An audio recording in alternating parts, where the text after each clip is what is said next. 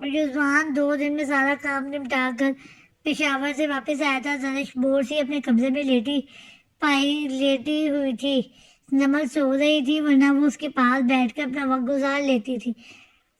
رضوان سے اس کی کل ہی بات ہوئی تھی۔ اس کی غیر موجودگی میں وہ آج کل ایسے ہی بے چین سی رہنے لگی تھی۔ تکیے پر اپنے بال پھیلائے وہ آسمانی رنگ کا سوٹ پہنے ہوئے لیٹی ہوئی تھی۔ دروازہ کھلنے کی بات سنتے اس نے سر اٹھا کر دیکھا۔ دروازے میں کھڑے رضوان کو دیکھتی وہ حیران ہوتی تیزی سے اٹھنے لگی۔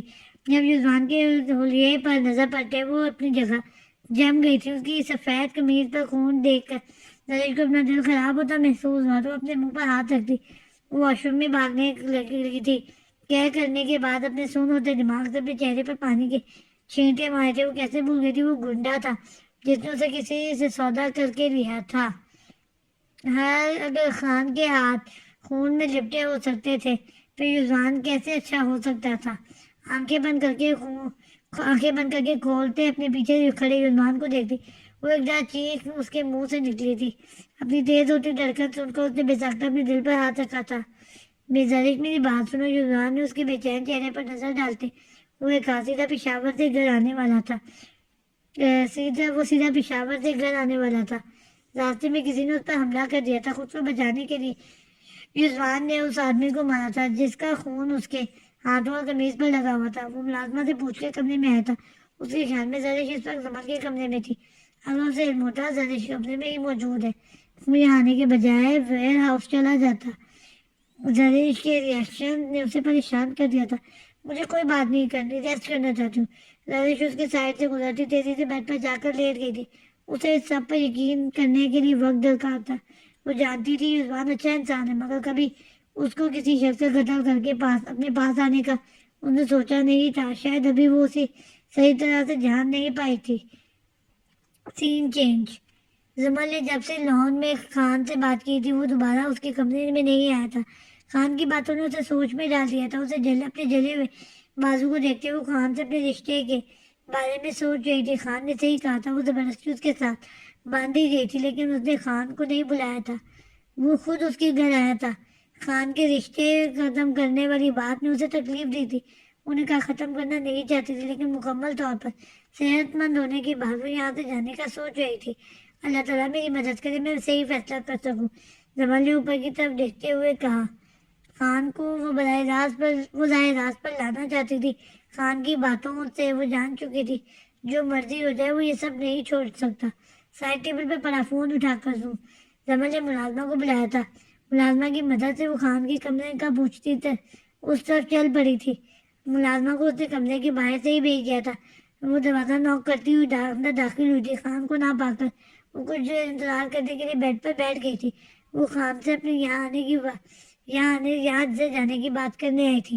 زمل فارغ بیٹھی بیڈ کی سائڈ ٹیبل پر پڑی کوئی فائل اٹھا کر دیکھنے لگی تھی۔ اس میں کسی لڑکی کی تصویریں اور اس کی ڈیٹیل دیکھ کر زمل نے لب بھینچے تھے۔ کیا اس کے نکاح میں ہوتے ہوئے وہ کسی اور لڑکی کے ساتھ؟ زمل مزید اس سے آگے نہیں سوچنا چاہتی تھی۔ فائل میں موجود لڑکی زمل سے قدرے پیاری تھی۔ زمل کو اپنا آپ اس لڑکی کے آگے کمتر لگنے لگا تھا۔ کسی نے جھٹکے اس کے ہاتھ سے فائل کھینچی تھی۔ زمل کی نظریں اوپر اٹھی تھی۔ خان نے اسے سرخ نظروں سے گھورا تھا۔ زمل نے بے ساختہ اپنی نظریں جھکائی تھی۔ تم یہاں کیا کر رہی ہو؟ خان کے ساتھ لہجے پر پوچھنے پر زمل نے لب کاٹے۔ میں آپ سے بات کرنے آئی تھی۔ زمل ہمت مجتمع کرتی مضبوط لہجے میں خان کو کی طرف دیکھتی بولی تھی۔ بات کرنے آئی تھی یا میری چیزوں کی جاسوسی کرنے؟ خان نے تنزیہ لہجے میں بولا۔ اس لڑکی نے اس کا پچھلے دنوں سے پارا ہائی کیا ہوا تھا۔ میں یہاں سے ہاسٹل شفٹ ہونا چاہتی ہوں۔ زمل اس کی بات اگنور کر کے سنجیدگی سے بولی۔ ٹھیک ہے، جب ڈیورس چاہیے بتا دینا، اب جاؤ یہاں سے۔ خان کے سپاٹ انداز میں دیے گئے جواب نے زمل کو حیران کر دیا تھا۔ مجھے ڈیورس نہیں چاہیے، میں بس یہاں سے دور جانا چاہتی ہوں۔ زمل نے لب سختی سے آپس میں پیوست کیے جواب دیا تھا۔ تم جیسا چاہو گی ویسا ہی ہوگا، اب جاؤ، مجھے آرام کرنا ہے اور دوبارہ میرے کمرے میں آنے کی کوشش بھی مت کرنا۔ خان نے اس کی بات سن کر اپنے بالوں میں ہاتھ پھیرتے جواب دیا تھا۔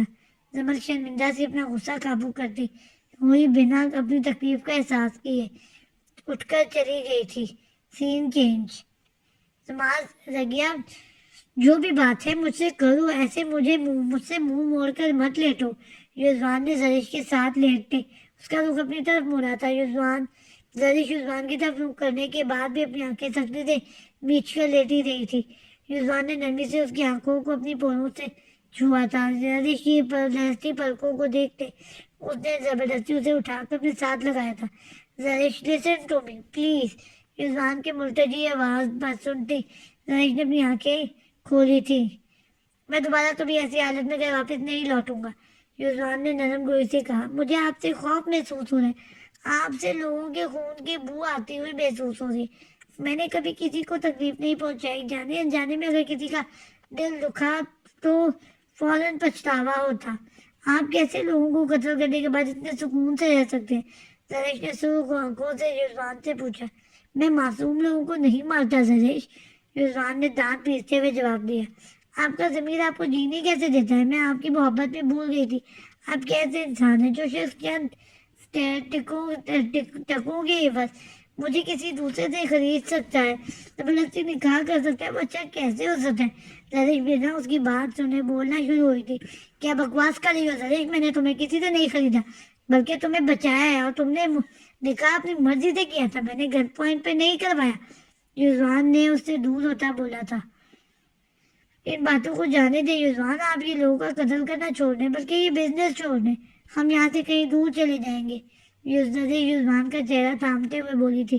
اسٹاپ دس نانسنس زرش، میں یہ نہیں چھوڑوں گا اور نہ ہی یہاں سے کہیں جاؤں گا۔ یزوان اپنا غصہ بمشکل قابو رکھتے ہوئے بولا۔ پھر میں آپ کے ساتھ نہیں رہ سکتی، مجھے چھوڑ دیں۔ زرش کی باتیں یزوان کے غصے کو ٹریگر کیا تھا۔ میری ایک بات کان کھول کر سن لو، میرے سے چھٹکارا تمہیں صرف اور صرف موت کی صورت میں مل سکتا ہے۔ یزوان اسے بازوؤں سے پکڑتا جھنجھوڑ کر بولا۔ یزوان اس کی چھوٹی سی بات کو اتنا بڑا مطلب بنانے پر جھنجھلا اٹھا تھا۔ میں یہاں سے چلی جاؤں گی، آپ مجھے روک نہیں سکتے۔ زرش کے چیخنے پر اپنا آپا کھوتے یزوان نے اسے تھپڑ مارا تھا۔ سارے کمرے میں ایک دم خاموشی چھا گئی تھی۔ زرش اپنے چہرے پر ہاتھ رکھے ساکت ہو گئی تھی۔ تم یہاں سے کہیں نہیں جاؤ گی، اب سے جب تک تمہارا دماغ ٹھکانے پر نہیں آتا اس کمرے میں بند رہو گی۔ یزوان بیڈ سے اٹھا اپنی چیزیں لے کر ساکت سی زرش کو چھوڑ کر دروازہ لاک کر کے چلا گیا تھا۔ سین چینج۔ موسم اچانک خراب ہونے کی وجہ سے نتاشا ان لوگوں کے ساتھ فارم ہاؤس میں پھنس گئی تھی۔ زمان کے سامنے آنے سے وہ کتراتی اپنے کمرے میں ہی بند ہو گئی تھی۔ ماں اسے کھانا کھلوا کر چلی گئی تھی۔ اپنے بیڈ سے اٹھتی وہ کھڑکی میں جا کر کھڑی ہوئی تھی۔ تیز بارش دیکھتی اسے مٹی اور بارش کی خوشبو سے سکون سا محسوس ہو رہا تھا۔ کالی شلوار قمیض کے ساتھ کالی شال کندھوں پر پھیلایا وہ دوپٹہ سر پر اڑے بھٹکی ہوئی نازک سی گڑیا لگ رہی تھی۔ دروازہ نوک ہونے پر وہ مڑی تھی۔ ماہم کا سوچتے دروازہ کھولنے کے لیے بڑھی تھی۔ دروازے پہ کھڑے زمان کو دیکھتے اس نے فوراً دروازہ بند کرنا چاہتا جب زمان نے دروازے پر ہاتھ رکھتے اسے ایسا کرنے سے روکا تھا۔ وہ دھڑلے سے اندر داخل ہوتا ہوا تھا۔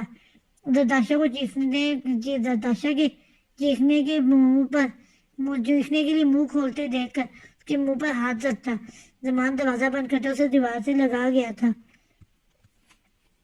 نتاشا نے اس کا ہاتھ ہٹانے کے لیے اپنے زمان کے ہاتھ سے چبوئے تھے۔ زمان اپنے ہاتھ میں جلن محسوس کرتا وہ دھڑلے سے اندر داخل ہوا تھا۔ نتاشا کو چیخنے کے لیے منہ کھولتے دیکھا اس کے منہ پر ہاتھ رکھتے زمان نے دروازہ بند کرتے اسے دیوار کے ساتھ لگایا تھا۔ نتاشا نے اس کا ہاتھ ہٹانے کے لیے اپنے زمان کے ہاتھ چبوئے تھے۔ زمان اپنے ہاتھ میں جلن محسوس کرتا نتاشا کی کوششوں پر مسکرایا تھا۔ میں نے کہا تھا میں واپس آؤں گا، مجھے اتنی جلدی تم کیسے بھول گئی نتاشا؟ اس کے کان کے قریب جھکتے زمان سرد انداز میں بولا تھا۔ نتاشا اس کی بات سنتی ساکت ہوتی، آنکھوں کے آگے کچھ سالوں پہلے کا منظر سا لے رہا تھا۔ آنکھیں ایک دم میچتے اس نے اپنا سر جھٹکتے خود کو ان یادوں سے نکالنا چاہا تھا۔ یاد آیا کچھ مائی لٹل ون؟ زمان کے دوبارہ بولنے پر نتاشا نے غصے سے اسے دیکھا تھا۔ میں بھول گیا، معصوم بننے کا ناٹک کرتے ہوئے تم اپنی زبان نہیں کھولنا چاہتے۔ زمان نے اس کے بازوؤں کو سختی سے پکڑا تھا۔ مجھے کچھ یاد نہیں ہے، نتاشا نے سپاٹ انداز میں جواب دیا تھا۔ تم نے میری امانت میں خیانت کی، ڈیم اٹ، اور آگے سے معصوم بن رہی ہو۔ اس کے جواب پر زمان کا پارا ہائی ہوا تھا۔ مجھے نہیں پتا آپ کیا بات کر رہے ہیں، میں آپ سے کبھی کچھ نہیں ملی اور نہ آپ کو جانتی ہوں۔ आपको कोई गलत फहमी हुई होगी। जताशा धीमी आवाज में जवाबन बोली, तुम सब कुछ जानती हो, तुम मुझसे झूठ बोल रही हो। उसके बाजुओं से झुंझुटे जमान ऊंची आवाज में बोला था। बाकी सब लोग बारिश एंजॉय करने लॉन में गए हुए थे, वरना कोई बैठ न था उनकी आवाज़ें सुनकर कमरे में आ जाते। मैं वाकई आपको नहीं जानती, मुझे माम ने आपसे मिलवाया था।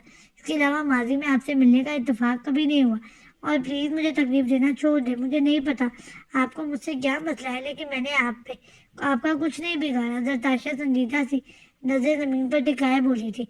जमान ने जबड़े बीचों से झटके से छोड़ा था। उसके जवाब में उसे तैश दिलाया था। बाहर से आती हल्की हल्की आवाजें सुनता वो खामोशी से चला गया था। दरवाजे को लॉक करते अपने मुंह पर हाथ रखे जरताशा दीवार से लगी जमीन पर बैठी चली गई थी। जिंदगी ने बहुत बुरी तरह उसे फंसाया था। Scene change.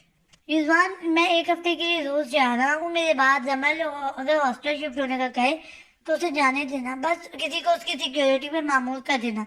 अब्दुल मनान को मैं अपने साथ लेकर जाना हूँ, तुम सब कुछ संभाल लेना। खान ने अपना बैग पैक करते हुए रिजवान से कहा था। मैं सब कुछ संभाल लूंगा खान, लेकिन खानम हॉस्टल हॉस्टल क्यों जाना चाहते हैं? रिजवान ने हैरत से पूछा। तुमने जरिश को रूम में बंद क्यों किया? क्या मैंने तुमसे पूछा? रिजवान खान की सर्द आवाज पर रिजवान ने सर हिलाया था। वो मुझे बदलना चाहती है, मुझे खान को। खान इस्तेहज़ाइया लहजे में बोला। रिजवान ने लब भींचे थे। वो उसे क्या बताता, जरिश भी यही चाहती है। मैं जल्दी वापस आ जाऊंगा और शेर खान पर नजर रखना, उसे जमल के इर्द गिर्द भटकने न देना। जो भी हो वो मेरी बीवी है। शेर खान उसे जरूर मेरी वजह से नुकसान पहुंचाने की कोशिश करेगा। खान ने उसे समझाया था। हमारा गन्स का कंटेनर आ रहा है, कल तक पहुंच जाएगा। उसे रिसीव करके कौन से वेयर हाउस पहुंचाना है? युजवान ने उसे बताते हुए कहा। नैक ऑर्गेनाइजेशन के गोदाम में रखवा दो और नए आने वाले शूटर्स की एक लिस्ट बनाओ और उनका टेस्ट लो। मैं आकर बाकी खुद उनमें से सिलेक्ट करूंगा। खान ने अपना बैग पैक बंद करते हुए कहा था। मैं देख लूंगा सब कुछ। युजवान के जवाब पर खान वहां से चला गया था। Scene change. 1 महीने बाद तेज बारिश में जरिश का खून से भरा वजूद था। युजवान साकित सा बैठा था। उसकी थमी सांसें साकित सी धड़कन ने युजवान को पत्थर बना दिया था।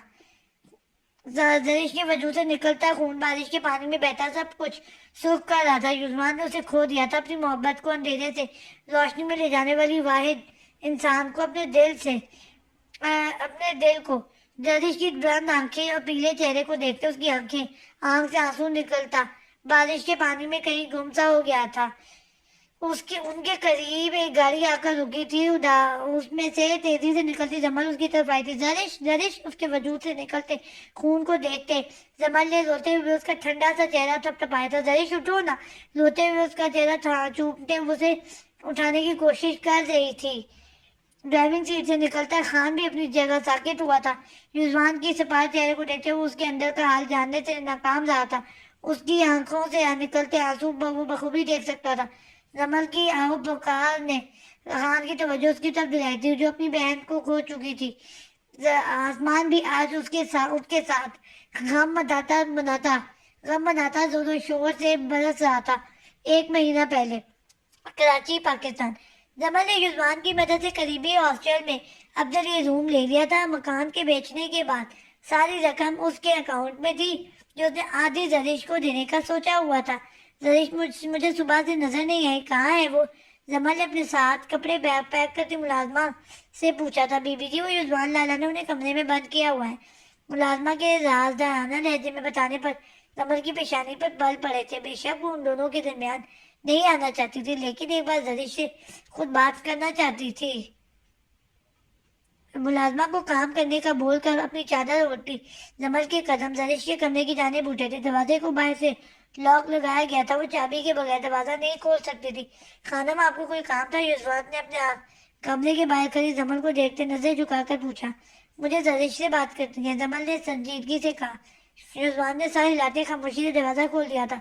दरवाजा खुलने की बात पर युजवान का सोचती जरिश मजीद तकिए में मुंह छुपाने लगी थी। रोने से उसका गला और आंखें दोनों दर्द कर रहे थे। जरिश जमल की पुकार पर आवाज पहचानते हुए फोन सीधी हुई थी। जरिश को देखती वो तेजी से उसके गले लिपट गई थी। बच्चों, मुझे यहाँ नहीं रहना, प्लीज मुझे यहाँ से ले जाए, जरिश गोटी गोटी आवाज में रोते हुए बोली थी। शेजवान ने जरिश की बात सुनते गुस्से से मुठियां भींची थी। کیا ہوا ہے زرش؟ مجھے بتاؤ۔ زمل نے پریشانی سے اس کی کمر سے ہلاتے ہوئے پوچھا تھا۔ زرش عثمان کی موجودگی سے بے خبر زمل کو ساری بات بتا گئی تھی۔ میرے خیال سے تم دونوں کو ایک بار بیٹھ کے تسلی سے بات کرنی چاہیے، تمہارا جو فیصلہ ہوگا میں تمہارے ساتھ ہوں۔ زمل اس کی اس بات نے اس جذباتی لڑکی کو سمجھایا۔ سوں سوں کرتی وہ زمل کے اثار سے نکلی۔ رضوان پر نظر پڑتے ہی اس کو مزید رونا آیا تھا۔ رضوان اس سے جتنی محبت کرتا تھا وہ واقعی اس سے الگ نہیں ہونا چاہتی تھی۔ زرش کو رضوان کے ساتھ چھوٹی زمل خاموشی سے وہاں سے چلی گئی تھی۔ ابھی تک اس نے زرش کو اپنے یہاں سمجھانے کے لیے نہیں بتایا تھا۔ خان اس سے بنا ملے روز چلا گیا تھا۔ زمل کو اس کی بے رخی پر کسرت سی محسوس ہوئی تھی۔ خود کو ڈپٹتی وہ واپس اپنے کمرے میں لوٹ گئی تھی۔ سین چینج۔ میں تمہیں یہاں سے کہیں نہیں جانے دوں گا رگیا۔ رضوان نے میرے کمرے میں چھائی سرد سی خاموشی کو توڑا۔ آپ وعدہ کریں کسی کو نہیں مانیں گے؟ زرش نے لب بھیج کے اس کے سامنے اپنی نرم و نازک سی چھوٹی ہتھیلی پھیلائی۔ رضوان نے زرش کو خود کو اپنی جانب امید بھری نظروں سے دیکھتے ایک بے بس خارج کی۔ میں وعدہ نہیں کر سکتا، لیکن تمہیں یقین دلاتا ہوں اب اس کے بجائے میں آفس وقت کروں گا۔ رضوان اس کے ہتھیلی تھامتا اپنے ہونٹوں سے لگا گیا تھا۔ زرش کو اس کے جواب میں سے کچھ سکون ملا تھا۔ مجھے دوبارہ ایسے ڈانٹیں گے؟ زرش نے کے پوچھنے پر رضوان نے اسے اپنے قریب کیا تھا۔ نہیں۔ رضوان نے اس کے سر پر اپنے ہونٹ رکھے تھے۔ مجھ پر دوبارہ ہاتھ اٹھائیں گے؟ زرش نے آنکھیں مونڈے رضوان کا لمس محسوس کرتے پوچھا۔ کبھی نہیں، تم پر ہاتھ اٹھانا میری سب سے بڑی غلطی تھی۔ رضوان نے اس کی سوجی آنکھوں پر باری باری اپنے تشنہ لب رکھے تھے۔ زرش نے ایک سکون آور سانس خارج کی۔ رضوان کے جواب پر وہ مسکراتی اس کے کندھے سے اپنا سر ٹکا گئی۔ رضوان نے اس کی کمر کے گرد ہاتھ ڈالتے زور سے اسے خود میں بیچا تھا۔ مجھے دوبارہ کمرے میں بند مت کیجیے گا، زرش نے چہرہ اٹھاتے رضوان کی جانب دیکھتے دھیمی آواز میں کہا تھا۔ دوبارہ مجھ سے دور جانے کا سوچنا بھی مت، ودو بدو سے جواب دیتے رضوان نے ہولے سے اس کے ہونٹ چومے۔ زرش نے شرماتے ہوئے اس کے سینے میں منہ دیا۔ رضوان نے کہکا لگاتے اس کے گرد اپنا مزید حساس تنگ کیا۔ سماج گیا، رضوان نے محبت سے اس کے سر پر لب رکھتے ہوئے کہا تھا۔ سین چینج۔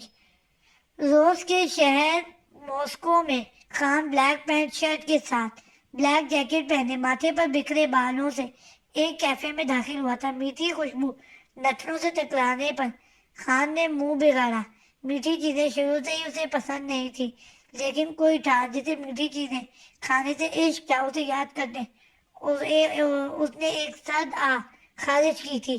اپنے چہرے پر ہاتھ پھیرتا وہ کیشیر کے پاس گیا تھا۔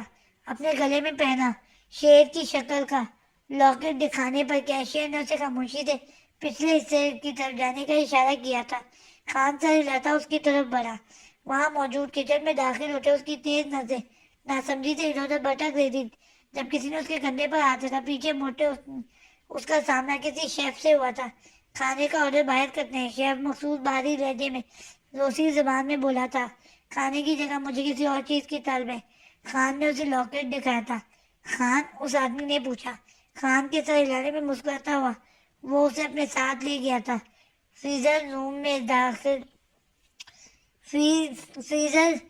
میں داخل ہوتے خان کے ہمراہ چل رہا تھا۔ ایک جگہ رکتے اس شیف نے دیوار پر ہاتھ رکھا تھا۔ جب ایک دروازہ کھلا وہ لفٹ تھی۔ خان اس کے ساتھ لفٹ میں داخل ہوا تھا۔ لفٹ کے رکنے پر وہ ایک بڑے سے ہال میں موجود تھے۔ سب آپ کا انتظار کر رہے ہیں۔ اس شیف نے ہلکا سا سر جھکاتے دروازے کی طرف اشارہ کیا۔ خان کے کمرے میں داخل ہونے پہ سب نظریں اس کی جانب اٹھی تھیں۔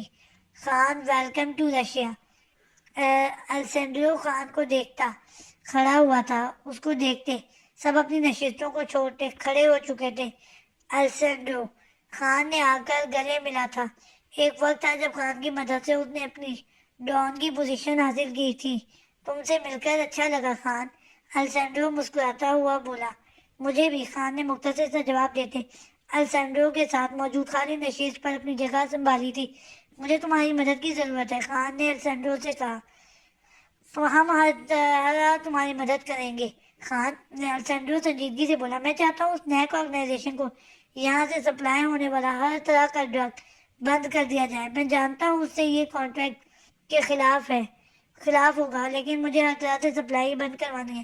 میں چاہتا ہوں اگلا کوئی ڈرگ اور کنٹینر پاکستان نہ پہنچے۔ خان میز پر ہاتھ جمائے سر لہجے میں بولا، تم جیسا چاہو گے ویسا ہی ہوگا، میں سب گینگ سے بذات خود بات کروں گا، تمہارا یہ کام ہو جائے گا۔ خان تم بے فکر رہو، السینڈرو نے خان کی جانب دیکھتے اسے یقین دلایا تھا۔ ایک بڑا کام ہو جانے پر خان تھوڑا سا پرسکون ہوا تھا۔ کچھ دن بعد مزید اشیاء ابھی اسے خواب تھا۔ سین چینج۔ موسم ٹھیک ہونے پر نتاشا ان لوگوں کے ساتھ واپسی کے لیے بڑھ گئی تھی۔ بیک سیٹ پر درمیان میں بیٹھی نتاشا کے دونوں کندھوں پر ماہم اور اس کی کزن رابعہ سوئی ہوئی تھی۔ فرنٹ سیٹ پر بیٹھا عمیر بھی تقریباً سو ہی رہا تھا، صرف ڈرائیونگ کرتا زمان اور نتاشا ہی جاگ رہے تھے۔ ایک دن کے بعد وہ زمان سے مکمل طور پر چھپتی پھر رہی تھی۔ اب اس کی گہری نگاہیں اپنے وجود کے آر پار ہوتی محسوس کر کے غصے اور جھنجھلاہٹ سے وہ آنکھیں موند گئی تھی۔ گھر پہنچتے ہی زمان نے عمیر کو اٹھایا تھا۔ نتاشا نے بھی ماہم اور رابعہ کو اٹھایا تھا۔ نتاشا اب اپنے گھر جانا چاہتی تھی۔ نتاشا وہاں کیوں کھڑی ہو، آ جاؤ اندر۔ ماہم نے آنکھیں مسلتے نتاشا کو گاڑی کے پاس کھڑے دیکھتے کہا۔ گھر کے اندر جاتے زمان کے قدم بھی ماہم کی بات پر رکے تھے۔ ماہم مجھے اب گھر جانا ہے، مورے بہت پریشان ہو رہی تھی، پلیز ڈرائیور کو کہو مجھے چھوڑ ہے۔ نتاشا دھیمی آواز میں بولی، میں چھوڑ آتا ہوں۔ زمان ماہم کے پاس آتا ہوا بولا، تھینک یو بھائی۔ ماہم زمان سے بولتی اندر چلی گئی تھی۔ نتاشا کے زمان کے ساتھ اکیلے سفر کا سوچتے پسینے چھوٹ پڑے تھے۔ جلدی بیٹھو، میرے پاس ٹائم نہیں ہے۔ زمان کے زور سے بولنے پر نتاشا تیزی سے بیک سیٹ کا دروازہ کھول کر بیٹھنے لگی تھی جب زمان کی آواز نے اسے روک دیا تھا۔ تمہارا ملازم نہیں ہوں، چپ چاپ نخرے کیے بغیر فرنٹ سیٹ پر بیٹھ جاؤ۔ زمان کے حکم پر کلستی وہ خاموشی سے فرنٹ سیٹ پر بیٹھ گئی تھی۔ یہ یہاں کیوں گاڑی روکی ہے زمان؟ نتاشا نے اسے بیچ راستے گاڑی روکتے ڈرتے ہوئے پوچھا تھا۔ تمہیں جانے سے ماننے کے لیے۔ اپنی مسکراہٹ دباتا یوزوان سنجیدگی سے بولتا۔ نتاشا کے ہوش اڑا گیا تھا۔ نتاشا کا دل سہمنے لگا تھا۔ نم ہوتی ہتھیلیوں کو بھی چادر سے رگڑتے اس نے زمان کو دیکھا تھا۔ اور یہ چھوٹے بات سن، زمان کو کسی کو آواز دینے پر نتاشا نے گاڑی سے باہر دیکھا جہاں ایک چھوٹا سا بچہ گلاب کے پھول پکڑے کھڑا تھا۔ زمان نے سارے پھول بچے نے لیتے اسے پیسے تھماتے گاڑی دوبارہ اسٹارٹ کرتے نتاشا کی طرف ایک ہاتھ سے پھول بڑھائے۔ نتاشا نے حیرت سے سرپھیرے کو دیکھا جو ایک پل کو اس کے گلے تک پہنچ جاتا ہے، جو گرگٹ کی طرح سیکنڈوں میں اپنا روپ بدل لیتا ہے۔ تمہارے لیے ہے، پکڑو، زمان نے جھنجھلا کر تیز لہجے میں کہا۔ نتاشا نے کانپتے ہاتھوں سے پھول پکڑے تھے۔ زمان کے غصے کا ڈر نہ ہوتا تو یہ پھول اس کے منہ پر پھینک چکی ہوتی۔ زمان نے ایک ہوٹل کے باہر گاڑی روکی تھی۔ نتاشا اب زمان کے ساتھ آنے پر پچھتا رہی تھی جب اسے باہر نکلنے کا بول رہا تھا۔ مجھے میرے گھر چھوڑ کر آئے، نتاشا گاڑی میں ہی بیٹھی غصے سے بولی تھی۔ اپنا بے ساختہ امڑنے والے غصے کو کنٹرول کرتی زمان نے سگریٹ سلگاتے لبوں کو دبا کر گہرے کش لیے تھے۔ زمان کی تنی ہوئی رگیں دیکھ کر نتاشا کا دل سوکھے پتے کی مانند تھر تھر کانپنے لگا تھا۔ ایک سیکنڈ سے پہلے گاڑی سے نکل اور نتاشا، ورنہ سب کے سامنے اٹھا کر اندر لے جاؤں گا۔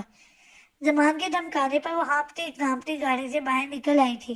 زمان اس کا ہاتھ پکڑتا اسے اندر لے گیا تھا۔ ایک ٹیبل پر بیٹھتے اس نے بنا نتاشا سے پوچھے اپنی مرضی سے دونوں کا کھانا آرڈر کیا تھا۔ آپ کو مجھ سے کیا دشمنی ہے زمان؟ نتاشا کی دھیمی آواز زمان کے کانوں پر پڑی۔ تم سے میری بہت بڑی دشمنی ہے نتاشا۔ کبھی کبھی مجھے خیال آتا ہے تمہیں کچا چبا دوں، تمہیں قتل کرتے کہیں کسی ویرانے میں کونے میں دفنا دوں۔ زمان کا زرد چہرہ دیکھتے زیادہ دیر اپنی ہنسی کنٹرول نہیں کر پایا تھا۔ نتاشا نے غصے سے منہ پھلایا تھا۔ اب وہ اپنے ڈرنے پر شرمندہ سی ہو گئی تھی۔ روئی جیسے نرم و نازک گانوں پر لازی سے ابھر آئی تھی۔ یہ دشمنی بہت پرانی ہے نتاشا، وقت آنے پر تمہیں پتہ چل جائے گا۔ زمان سنجیدہ سا بولا تھا۔ نتاشا اس کی بات سمجھ نہ سکی تھی۔ اس کے بعد وہ خاموش ہو گئی تھی۔